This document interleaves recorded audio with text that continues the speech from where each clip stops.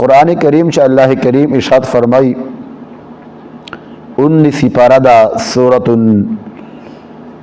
النمل آیت نمبر 59 یو کم شپیتو اللہ کریم فرمائی بسم اللہ الرحمن الرحیم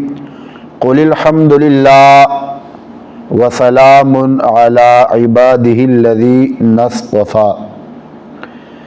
دا آیت مبارک ترجمہ خلاصہ دا اللہ پاک فرمائی اے دماغ محبوبہ قل تو او آیا او فرمایا الحمدللہ دا سی او آیا الحمدللہ دی الحمدللہ معنی دا چه ټول تعریفونا ټول محمد حمد ثنا دا اللہ رضا پارا دا اللہ پارا دا نو اللہ پاکو تا فرمائی اے دماغ محبوبات تو او فرمایا قل او فرمایا الحمدللہ الحمدللہ ہوا یا یعنی دی اللہ حمد کا اللہ ثناء کا جو ټول تعریفنا دا اللہ پارا دی وسلام علی عباده الذین اصطفى اور سلام دی پاغا چا باندے سلامتی دی اللہ پا اغو بندگانو باندے چا اللہ پاک خپل خوش کرو پاغا دے سلامی سلامتی دی پا آغا چا باندے علی عباده الذین اصطفى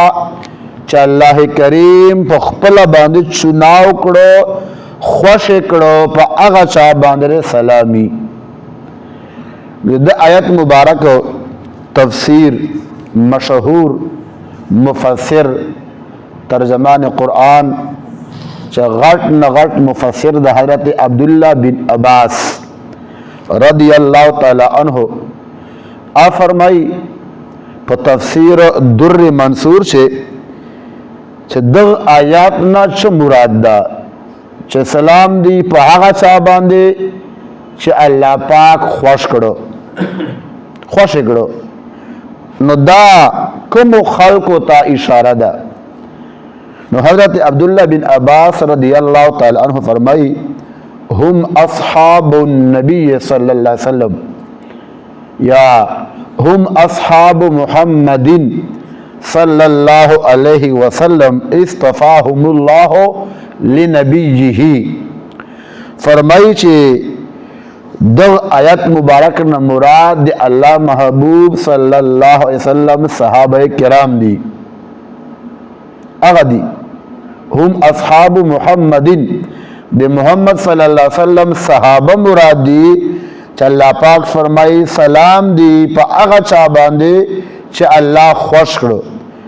چا دی پارا خوش کرو اصطفاہم اللہ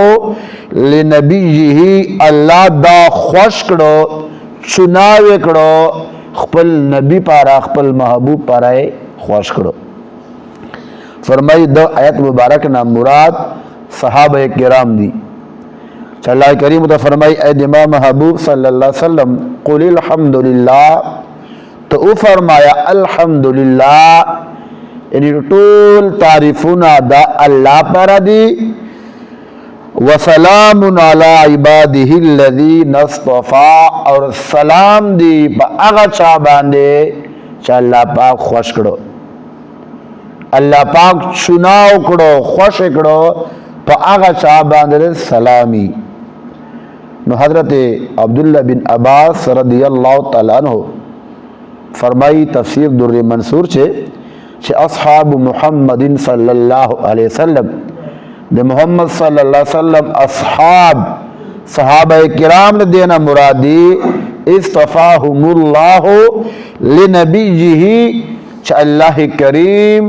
خپل محبوب صلی اللہ علیہ وسلم دے پارا چناو کرو خوش کرو فرمائی دو آیت نمراد صحابہ کرام دی